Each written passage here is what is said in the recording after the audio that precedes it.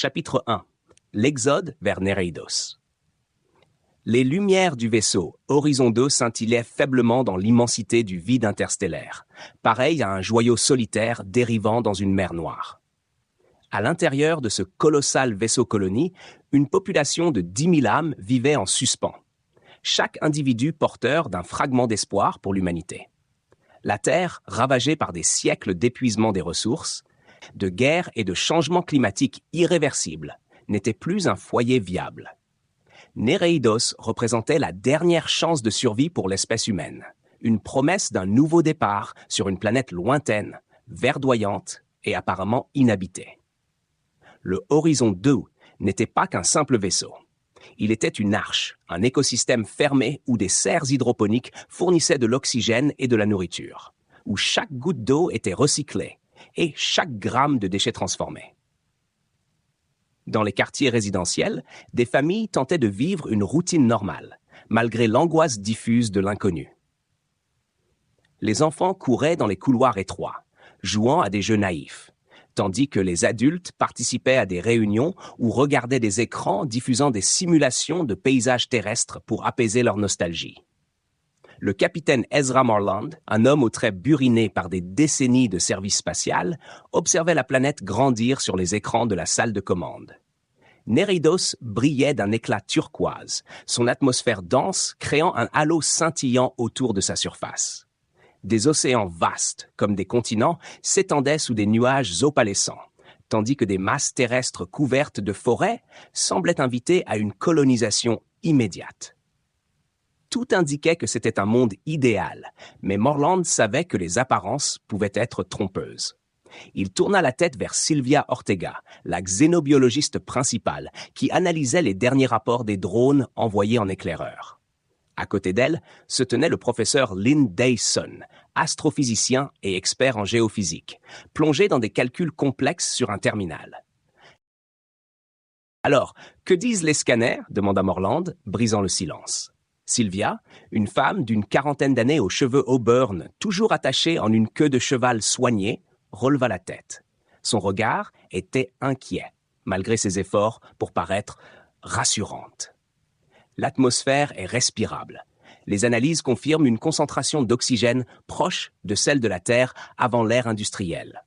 Les océans regorgent de vie marine et la flore semble adaptée à nos besoins. Mais... Morland fronça les sourcils. « Mais quoi ?» Elle hésita, échangeant un regard avec Lynn. « Nous avons détecté des anomalies électromagnétiques sur la surface. Ces signaux ne correspondent à rien de naturel que nous connaissions. Ils sont pulsés, irréguliers, mais possèdent une structure. Cela pourrait être une activité géologique inhabituelle, mais ça ressemble à une sorte de signal, l'interrompit Morland, son ton sec. C'est possible, admit Sylvia. Morland croisa les bras, son regard s'assombrissant. Depuis des mois, il portait sur ses épaules la responsabilité de cette mission. Une découverte comme celle-ci menaçait de bouleverser tout le projet. Si c'est un signal, cela pourrait indiquer la présence d'une forme de vie intelligente ou d'une civilisation disparue, ajouta Lynn, sans lever les yeux de son écran. Dans les deux cas, nous devrons procéder avec une extrême prudence. Morland hocha la tête. Très bien. Nous ne pouvons rien dire aux colons pour le moment. La moindre rumeur pourrait provoquer une panique généralisée. Envoyez une équipe d'exploration. Je veux des réponses avant que nous commencions les opérations de débarquement. Dans les quartiers résidentiels, l'ambiance était bien différente.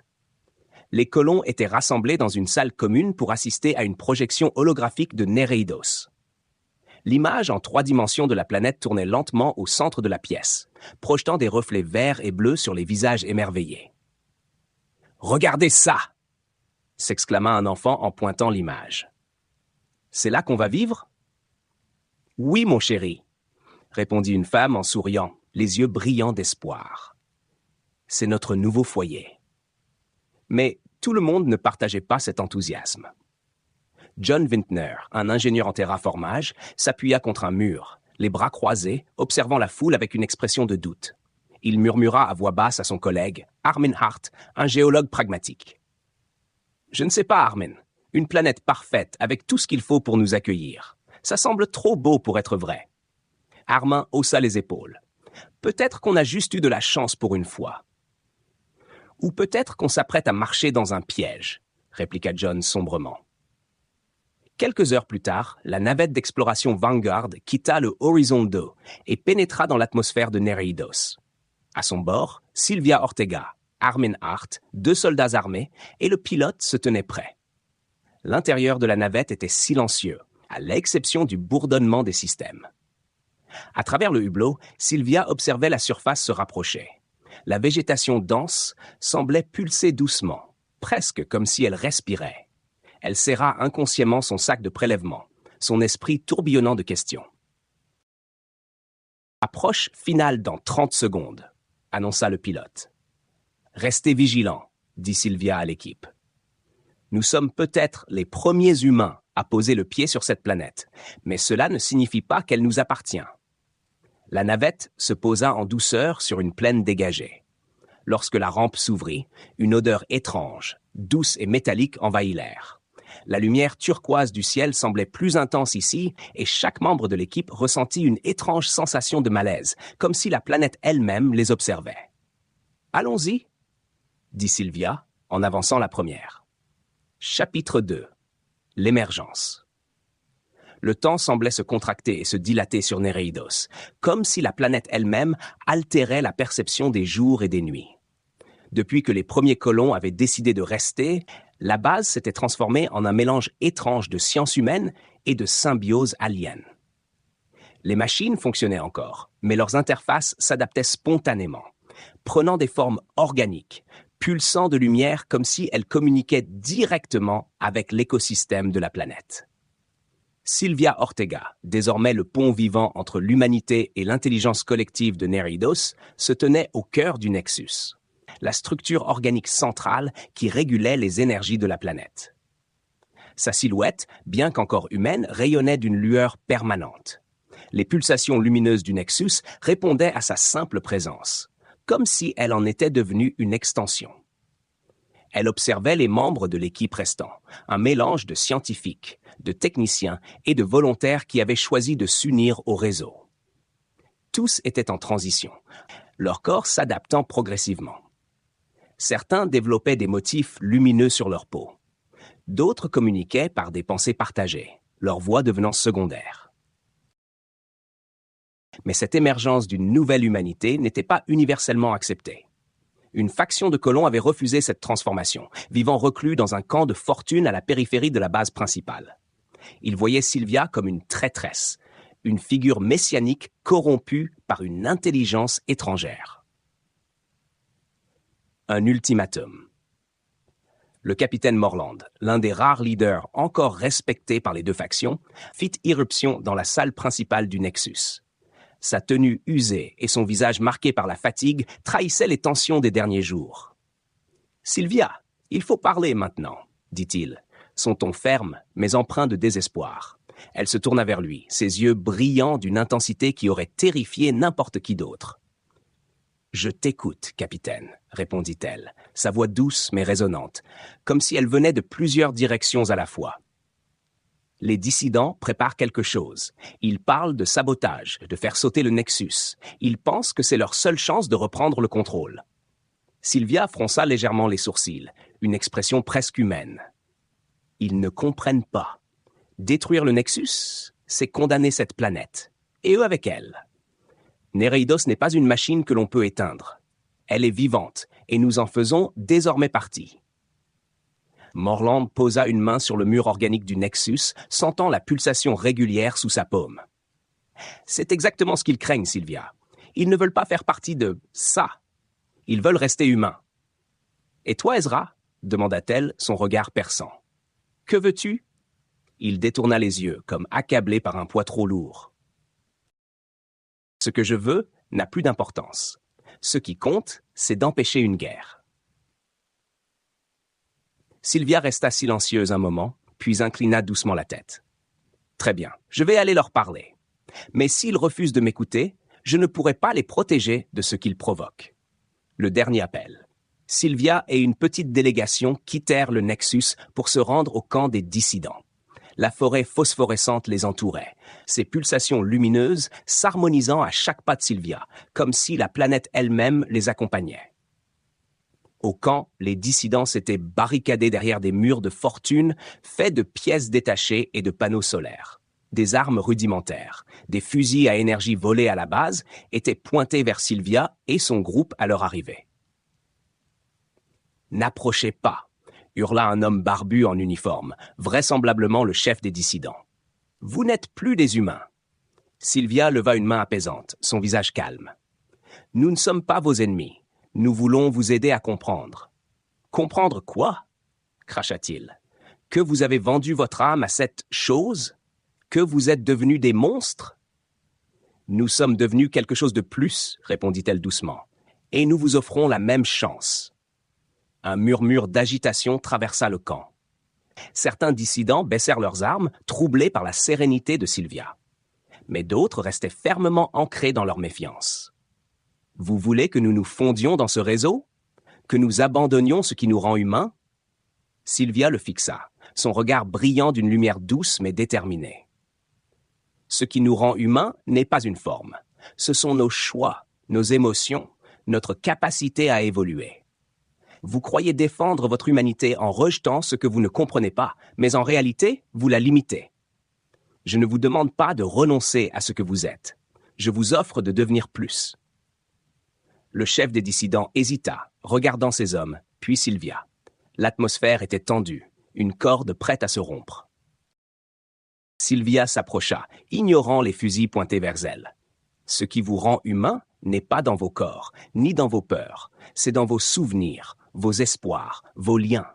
Tout cela peut être préservé et amplifié. » Le chef secoua la tête avec véhémence. « Je préfère mourir en homme libre que vivre comme une partie d'une machine. » L'acte de sabotage. La tension explosa lorsque l'un des dissidents, caché dans l'ombre, activa une charge explosive placée près du Nexus. Une détonation retentit, et la forêt elle-même sembla hurler. Les arbres vibrèrent, leurs lumières vacillèrent, et une onde de choc balaya le camp. Sylvia, projetée au sol, sentit la douleur pour la première fois depuis qu'elle avait fusionné avec le réseau. La planète était blessée, et elle le ressentait comme si c'était son propre corps.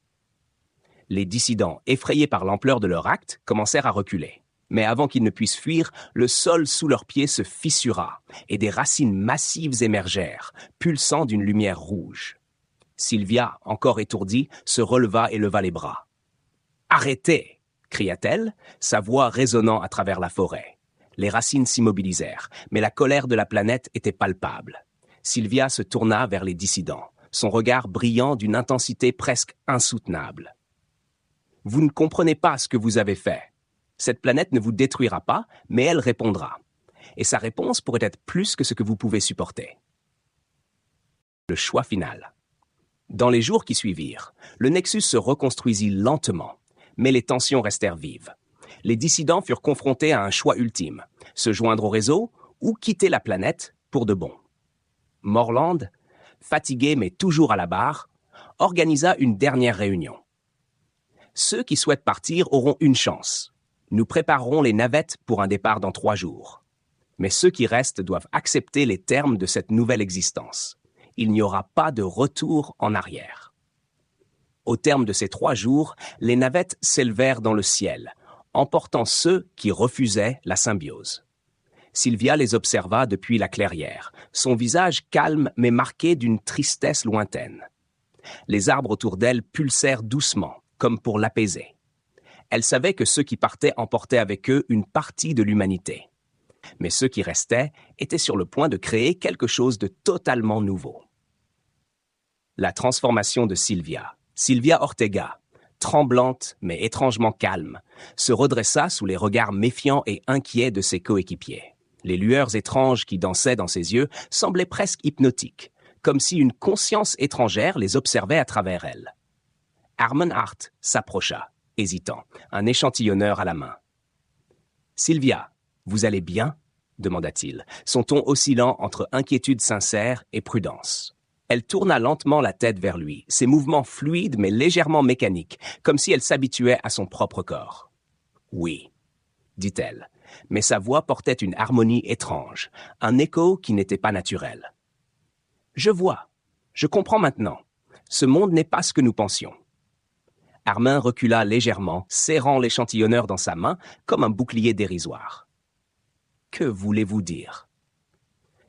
Sylvia ferma les yeux un instant, et lorsque ses paupières se relevèrent, elles brillaient d'une intensité qui semblait dépasser la lumière elle-même. Nereidos n'est pas qu'une planète, elle est vivante. Chaque arbre, chaque souffle du vent, chaque pulsation, tout est connecté. Et maintenant, moi aussi. Armin recula d'un pas. « Comprenez quoi ? Qu'est-ce que vous avez vu ?» Sylvia sourit, mais ce sourire n'était pas le sien. Les expressions qui jouaient sur son visage semblaient étrangères, une tentative maladroite de copier une émotion humaine. Ils ne sont pas hostiles, Armin. Ils cherchent la connexion. Ils veulent comprendre. Mais nous sommes tellement fragmentés. Pendant qu'elle parlait, les arbres autour d'eux semblaient répondre. Leurs pulsations lumineuses devenant plus vives, presque synchronisées avec la voix de Sylvia. Une énergie palpable saturait l'air, électrisante et oppressante à la fois. L'un des soldats, le sergent Jonas Carter, leva son arme. « Docteur Ortega, reculez. Vous êtes peut-être contaminé par quelque chose. »« Contaminé ?» répondit Sylvia, avec une douceur qui fit frissonner l'équipe. « Non. Éclairé. » Et alors, comme pour prouver ses mots, elle leva la main vers Jonas. Une onde subtile mais puissante émana d'elle, faisant vibrer son environnement. L'arme de Jonas s'arracha de ses mains et tomba au sol avec un bruit sourd. « Ce n'est pas nécessaire, » murmura Sylvia. « La violence ne fera que les repousser. » Armin, terrifié mais fasciné, demanda « Qui sont-ils, Sylvia ? Ces choses ?» Elle se tourna vers lui, ses yeux brillants comme des étoiles. « Ils ne sont pas des choses, Armin. Ils sont la planète. Ils sont tout. Une entité unique mais infiniment complexe. Ils communiquent mais pas comme nous. Pas avec des mots ou des gestes. Ils partagent des pensées, des expériences, des émotions directement. Mais ils ne comprennent pas nos divisions. Pour eux, nous sommes brisés. » Avant qu'elle ne puisse en dire plus, une autre secousse fit trembler le sol et un groupe de formes translucides apparut entre les arbres. Ces êtres, vaguement humanoïdes mais fluides dans leurs contours, semblaient faits d'énergie pure, vibrant avec les mêmes motifs lumineux que les arbres. Ils s'avancèrent et les soldats, paniqués, levèrent de nouveau leurs armes. « Non !» cria Sylvia, mais il était trop tard. Jonas tira, et le projectile traversa l'un des êtres sans lui causer de dommages visibles. Pourtant, l'atmosphère changea immédiatement. Les lumières des arbres devinrent rouges, pulsant avec une intensité alarmante. Les formes translucides se mirent à vibrer à une fréquence plus élevée, émettant une note aiguë qui semblait vouloir pénétrer directement dans les crânes des explorateurs. Sylvia leva les bras, comme pour les protéger. « Arrêtez! Ils ne veulent pas de mal, mais vous les poussez à se défendre. » Les êtres s'immobilisèrent alors, comme suspendus dans une attente infinie. Sylvia s'avança, ignorant les cris de mise en garde de ses collègues. « Je vais leur parler, » dit-elle simplement. Elle posa une main sur l'un des êtres, et au moment où elle entra en contact, une lumière aveuglante envahit la clairière. Armin et Jonas crièrent, reculant sous l'intensité de l'éclat. Quand la lumière se dissipa, Sylvia était seule au milieu de la clairière, entourée de silence. Les êtres avaient disparu. Elle se tourna lentement vers ses coéquipiers, son visage calme mais étrangement détaché.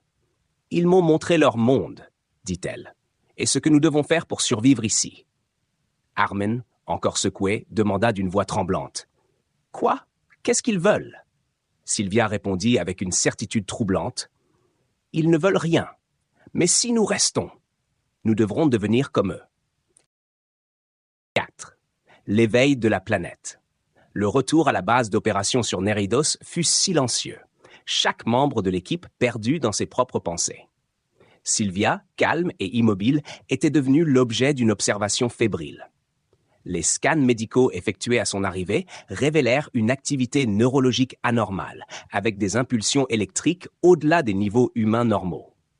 Pourtant, elle ne montrait aucun signe de douleur ou de fatigue. Le capitaine Morland convoqua immédiatement une réunion dans la salle de contrôle.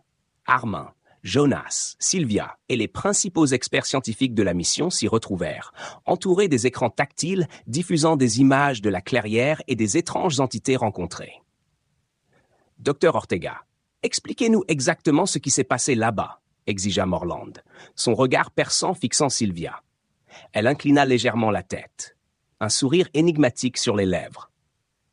La planète est vivante, capitaine, pas seulement biologiquement, mais consciemment. C'est une entité collective, unie par un réseau de pensées et d'émotions. Les formes que nous avons vues ne sont qu'une infime manifestation de cette intelligence. Et maintenant ? Elle fit une pause, sa voix prenant une tonalité légèrement plus basse. Maintenant, ils m'ont permis de comprendre. Comprendre quoi ? Demanda Morland, sa voix tremblante d'émotion. Que nous sommes incompatibles, répondit Sylvia, ses yeux brillant intensément. Nos esprits fragmentés, notre nature conflictuelle, nous perturbons leur harmonie. Si nous restons ici, nous devrons évoluer. Ils ne nous détruiront pas, mais ils nous changeront. Le silence qui suivit fut lourd de tension. Enfin, Jonas brisa l'atmosphère en frappant la table du poing. Et nous sommes censés accepter ça ? Devenir quoi ? Une partie d'un cerveau géant ? Sylvia le regarda avec une douceur presque maternelle. Ce n'est pas une perte, Jonas, c'est une libération. Plus de solitude, plus de peur, plus de douleur. Tout ce que vous êtes, tout ce que vous avez vécu sera partagé, et tout ce qu'ils sont vous sera offert en retour. Morland fronça les sourcils. Et si nous refusons ? Si nous tentons de nous défendre ? Alors ils se défendront aussi, dit Sylvia calmement. Mais ce serait une erreur, capitaine. Ils sont bien plus avancés que nous. Chaque acte de violence que nous commettons les renforce. Armin, assis dans un coin, prit enfin la parole.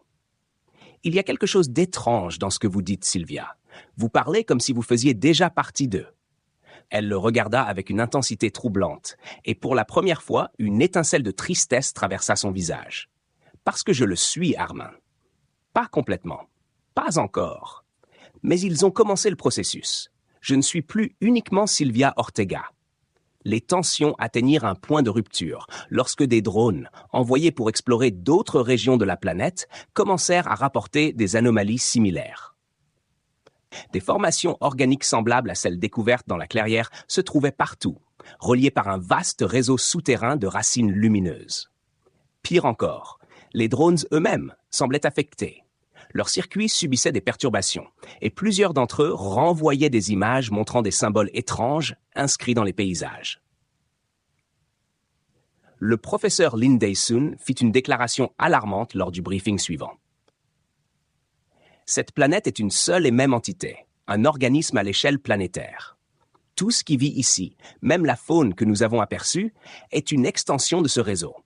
Nos activités, forage, prélèvement, construction, perturbent son équilibre. Chaque jour, notre présence devient plus intrusive.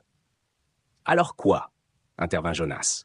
On fait nos bagages et on rentre chez nous ? Après avoir parcouru des années-lumière ? Le capitaine Morland hésita. Si nous partons maintenant, nous condamnons des milliers de colons à la dérive. Les ressources sur ce vaisseau sont limitées. Nous avons été envoyés ici pour survivre. Nous devons trouver un moyen de coexister. Sylvia, jusque-là silencieuse, se leva lentement. « Ils m'ont montré une voie, dit-elle. Une symbiose est possible. Mais cela demandera un sacrifice de notre part. Nous devons abandonner l'idée d'être maîtres de ce monde. Nous devons devenir une partie de lui. » Morland secoua la tête, son expression sombre. « Vous demandez à l'humanité de se fondre dans quelque chose qu'elle ne comprend même pas. Ce n'est pas une décision que je peux prendre à votre place. » Quelques heures plus tard, une explosion secoua la base. Une partie de l'équipement de forage avait été sabotée, déclenchant un incendie massif. Les soldats découvrirent bientôt qu'un groupe dissidents de colons, terrifiés par les récits des explorateurs, avait décidé de détruire tout ce qui pouvait éveiller davantage la planète. Le chaos s'installa. Tandis que des équipes tentaient d'éteindre le feu, les arbres autour de la base commencèrent à réagir, leur lumière rougeoyant dangereusement. Des ondes de choc traversèrent le sol, provoquant des tremblements de terre localisés. Sylvia, au milieu de la panique, semblait étrangement calme. Elle s'avança vers le périmètre de la base, où les arbres vibraient de colère. « Arrêtez !» cria Armin, tentant de la retenir. « Vous ne savez pas ce qu'ils vont faire !» Elle se tourna vers lui, une expression résignée sur le visage. « Ils me l'ont montré, Armin. C'est la seule manière. » Avant qu'il ne puisse répondre, elle pénétra dans la forêt lumineuse. Les arbres s'ouvrirent devant elle comme un sanctuaire accueillant une prêtresse. L'air vibra, et elle disparut dans une explosion de lumière. 5. La symbiose et le renouveau. La disparition de Sylvia dans la forêt lumineuse laissa la base dans un état de stupeur glaciale. Les incendies furent maîtrisés, mais la planète elle-même semblait se resserrer autour des colons comme un filet vivant. Les tremblements de terre localisés, les ondulations de lumière dans les cieux et les pulsations inquiétantes du sol annonçaient une tension croissante. Les entités translucides réapparaissaient sporadiquement, observant les humains sans hostilité, mais avec une intensité pesante. Armen Hart, assis à son bureau dans une pièce étroite de la base, fixait l'écran de son terminal. Il révisait en boucle les données des scanners, cherchant un indice, une faille, une explication. Les motifs lumineux des arbres semblaient correspondre à un langage, mais la traduction échappait aux meilleurs algorithmes. Il serrait les dents, frustré, lorsqu'un message apparut sur l'écran. Une séquence codée qui n'avait pas été transmise par aucun système connu. Armin reconnut immédiatement ce qu'il voyait. C'était la voix de Sylvia, ou du moins, ce qu'elle était devenue. « Vous devez venir », disait le message, accompagné d'une visualisation étrange, une sorte de carte tracée par des pulsations lumineuses. Il courut immédiatement avertir le capitaine Morland. « Capitaine, dit-il en entrant précipitamment dans la salle de commandement, j'ai reçu un message de Sylvia. Elle nous appelle. » Morland haussa un sourcil. « Vous êtes sûr que ce n'est pas une ruse? Une sorte de manipulation? » Tout dans ce message est conforme à ses schémas neuronaux. C'est elle, ou ce qu'elle est devenue. Elle veut nous montrer quelque chose. Morland hésita. La base était divisée. Certains colons voulaient partir immédiatement, abandonnant les installations et prenant leur chance dans l'espace, tandis que d'autres voyaient en Sylvia une clé pour comprendre la planète. « Très bien, » dit Morland après un long silence. « Nous irons. Mais je prends une équipe réduite et armée. Pas question de perdre davantage de personnel. » L'appel de la forêt. L'équipe avancée, composée d'Armin, de Morland, de 2 soldats et du professeur Lindeyson, suivit les coordonnées fournies par Sylvia. La marche à travers la forêt était oppressante. Les arbres semblaient s'écarter pour les laisser passer, mais leur lumière rougeoyante trahissait une vigilance omniprésente. Après plusieurs heures, ils atteignirent une clairière immense, baignée dans une lumière bleutée apaisante. Au centre se dressait une structure organique semblable à une cathédrale vivante. Les murs pulsaient doucement, comme un cœur géant. Sylvia apparut devant eux, mais elle n'était plus la même. Sa silhouette était humaine, mais sa peau brillait d'une lueur interne, et ses mouvements semblaient guidés par une force invisible. « Bienvenue, » dit-elle, sa voix harmonisée avec le murmure de la forêt. « Vous avez été appelés ici pour voir ce que nous pouvons devenir. » Morland leva un bras pour retenir ces hommes qui avaient instinctivement pointé leurs armes. « Sylvia, qu'est-ce que c'est que cet endroit ?» demanda-t-il. « C'est leur nexus, leur conscience centrale, et désormais c'est aussi un peu la mienne. Ils m'ont intégré à leur réseau pour que je puisse vous parler, mais aussi pour que je puisse comprendre. Ce qu'ils offrent n'est pas une destruction, mais une transformation. » Elle leva les mains, et une série d'images envahit leurs esprits. Ils virent l'histoire de la planète, un monde autrefois fracturé, abritant une multitude d'espèces qui avaient évolué séparément jusqu'à s'unir en une seule conscience collective pour éviter leur extinction. Cette unité leur avait permis de prospérer, de grandir et de devenir immortels d'une certaine manière, chaque individu préservé dans la mémoire du tout. « Et qu'est-ce que cela implique pour nous ?» demanda Armin, sa voix tremblante. « Cela dépend de votre choix, » répondit Sylvia. « Vous pouvez vous joindre à nous. Votre essence, vos pensées, vos souvenirs vivront à jamais dans ce réseau. Ou vous pouvez partir, mais rester comme vous êtes, fragmenté ici, mènera à un conflit inévitable. » La décision. De retour à la base, Morland convoqua un dernier conseil. Chaque membre de la colonie avait désormais connaissance du message de Sylvia et des implications qu'il portait. L'opinion était divisée. Certains, fascinés par l'idée de transcender leur individualité, voyaient cela comme une évolution inévitable. D'autres, horrifiés, refusaient de renoncer à leur humanité. Armin, rongé par le doute, se tourna vers Sylvia lors d'une discussion privée. « Sylvia, si nous faisons cela, est-ce que nous mourrons ?» Elle secoua lentement la tête. « Pas comme vous l'entendez. Ce que vous êtes sera préservé. Mais ce que vous croyez être vos limites, vos peurs, vos solitudes, disparaîtra. Vous deviendrez plus que vous ne l'avez jamais été. » Morland intervint lors de la dernière réunion, les traits marqués par l'épuisement. « Voici ma décision. Ceux qui souhaitent rester et rejoindre cette entité le peuvent, mais nous enverrons un rapport complet à la Terre, et ceux qui souhaitent partir auront une chance de trouver un autre monde. Nous avons une responsabilité envers l'humanité. » Sylvia hocha la tête. « Ils comprennent. Ils attendront. Mais sachez qu'une fois que vous partez, vous ne pourrez plus revenir. Cette chance ne se présentera qu'une fois. » L'aube nouvelle. Le jour du départ arriva. Les vaisseaux de transport s'alignèrent pour emmener ceux qui refusaient la transformation. Sylvia, entourée de plusieurs colons qui avaient choisi de rester, les regarda s'éloigner. Armin fut parmi les derniers à embarquer. Il échangea un dernier regard avec Sylvia, un mélange d'adieu et de respect mutuel. « Peut-être que tu as raison, Sylvia, » murmura-t-il. « Mais je ne suis pas prêt à abandonner ce que je suis. » Elle lui sourit, une expression étrangement humaine. « Peut-être qu'un jour, Armin, tu comprendras que ce que tu es n'a jamais été aussi simple. » Alors que le vaisseau s'éloignait de Nereidos, ceux qui restaient s'avancèrent vers la forêt vivante, prêts à embrasser leur destinée. Les arbres pulsèrent avec une lumière douce, accueillant ces nouveaux membres dans l'immensité de leur conscience. Pour ceux qui partirent, Nereidos resta une énigme, une opportunité manquée ou un choix courageux.